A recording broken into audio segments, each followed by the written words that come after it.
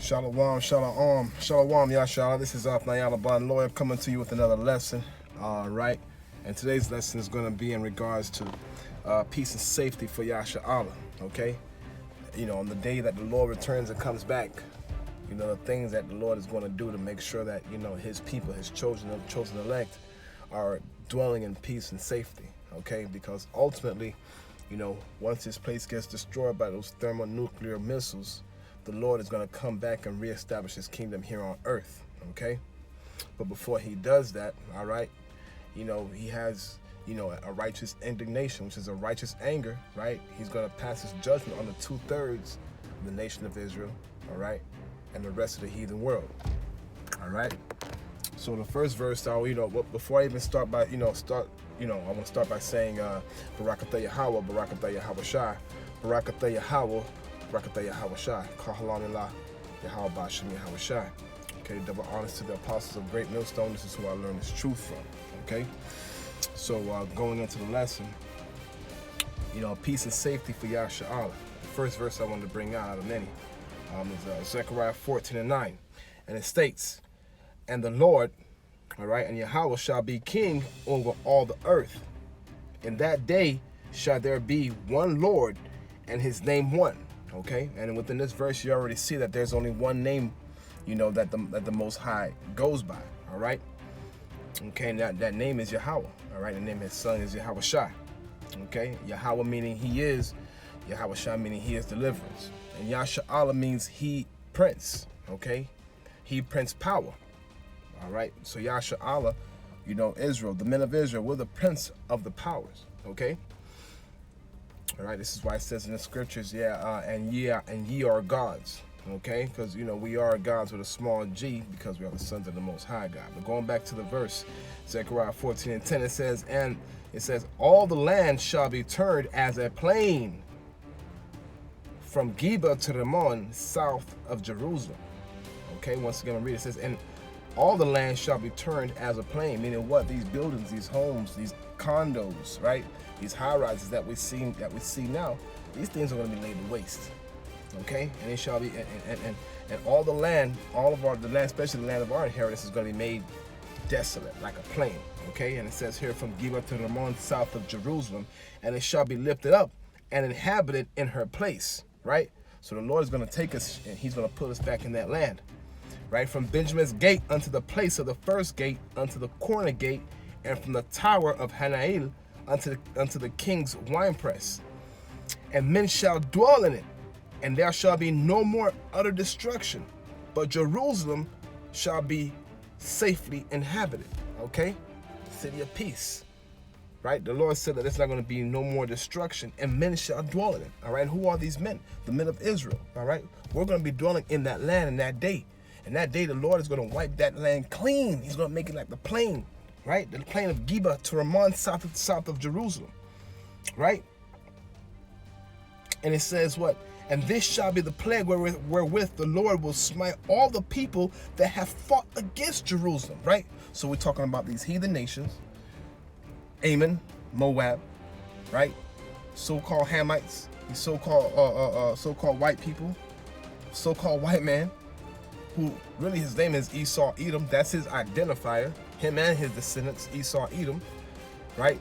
These are the people who the Lord would not pardon for their iniquity because they have perpetual hatred towards Jerusalem, okay? So the Lord says what? And this shall be the plague wherewith the Lord will smite all the people that have fought against Jerusalem. Their flesh shall consume away while they stand upon their feet. And their eyes shall consume away in their holes, and their tongue shall consume away in their mouth. Right? So ultimately, when the Lord comes through, and when these thermonuclear missiles come through and they destroy this place, right? Guess what? The Lord says what's going to happen to these people. He said that's a part of the plague. So the thermonuclear missiles dropping on this place, right, are a part of the plague that the Most High is bringing upon Babylon. Okay? And it says, and this shall be the plague wherewith the Lord will smite all the people that have fought against Jerusalem. All right, so even the so-called Arabs during the slave, the Arab slave trade, and also the transatlantic slave trade. All right, where we were being traded and bartered amongst all these other heathen nations. The Lord said he got something special for them. Okay? He says their flesh shall consume away in their what? Their flesh shall consume away while they stand on their feet. That's how fast these missiles are going to come. That's how quick it's going to be. They're going to be still standing on their feet. Okay, when these missiles drop. And it says, and their eyes shall consume in their holes, and their tongue shall consume away in their mouth. So it's instant death. All right, Esau? That's just one of the plagues that the Most High Yahweh Hashem is bringing upon this place. All right? Now, this is another indicator that the people who are in Jerusalem now, or Israel now, are not the real Jews. Because what? The Lord said that there shall be no more wars or destruction of Israel.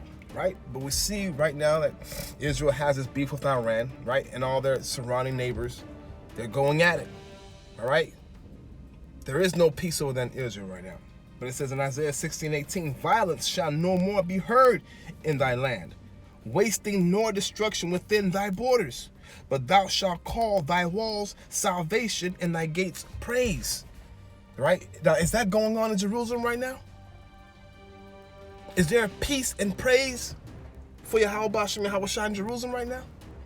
Or do you have the slut walk, pride, week, month, whatever the hell they got going on over there, right? Kosher pork, right? These people are not the Most High. These people are not the children or the people of the Most High God, Yahweh Bashem and Yahweh Shai.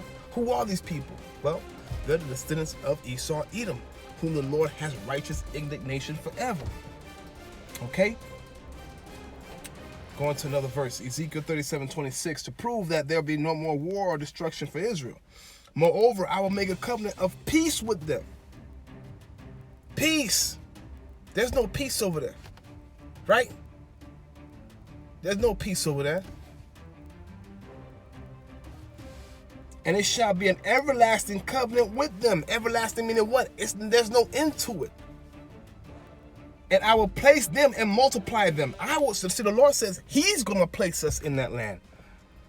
Not no other common man, not no president, not no queen, not no king on this side. The Lord says what? He says, and I will make a covenant of peace with them, and it shall be an everlasting covenant with them, and I will place them and multiply them. Because understand, there's going to be a remnant that's left.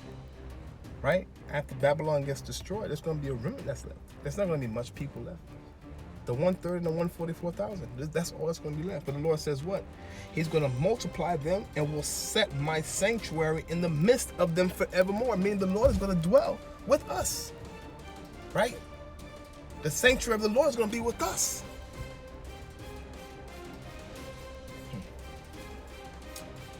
Verse 27, Ezekiel 37:27. My tabernacle also shall be with them, yea, I will be their power, and they shall be my people. The Lord is not sitting in Jerusalem right now.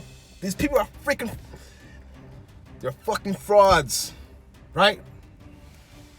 Let's go to scriptures real quick.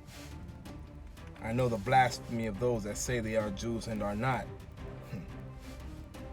but are of the synagogue of Satan. Okay, let me grab that verse real swift. Satan.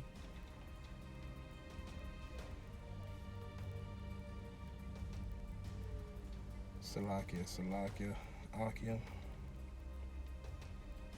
Revelation 2:9 says, I know thy works and tribulation. Right? And who is he talking to? He's talking to us. And he says he knows our poverty. But thou art rich. And what is making us rich? This truth, this knowledge, this understanding that we are true kings. That we are the heirs of the Most High God, Yahweh Bashem Yahweh Shai. All right? And that we are to inherit this world after Esau's world falls apart and crumbles and tumbles. Okay? He says, but thou art rich, and I know the blasphemy, which are lies, right? Of them which say they are Jews and are not, but are the synagogue of Satan. Satan means deceiver, lies, adversary, okay? So the people that are in Jerusalem right now are the synagogue of liars. People who are adverse to the children of the Most High God, to the Most High God himself, okay? All right. Let's go back to the lesson real quick. All right. And he says in 37:27, my tabernacle also shall be with them. Yea, I will be their power, and they shall be my people. And the heathen shall know. See, these heathens meaning who? If you don't come from the bloodline, right, of any of those 12 tribes, stemming back to Jacob, the progenitor of the tribe or the nation of Israel, right, you're a heathen. If you're Edomite, you're the wicked. Okay? And Edomite is a so-called white man who stems back to the line of Esau, Edom. Okay? And the Lord says, 37:28, and the heathen shall know that I am Yahweh. Okay? That I, Yahweh, do sanctify Israel. Sanctify means what? To set apart, to make holy. Right? He sanctified us. When my sanctuary shall be in the midst of them forever. Read that again. 37:28. And the heathen shall know that I, Yahweh, do sanctify Israel, when my sanctuary shall be in the midst of them forever. So this is when they'll know that the Lord is with us, when they see that sanctuary. But see, the Lord is building up the tabernacle right now. The tabernacle not made with hands. Right? The house of Dawadah. Bayat Dawadah. We're getting built up in the spirit right now. Okay? And all these other heathen nations, they're going to see that. And that's going to be a proof unto them that the children of the Most High God is coming back. All right?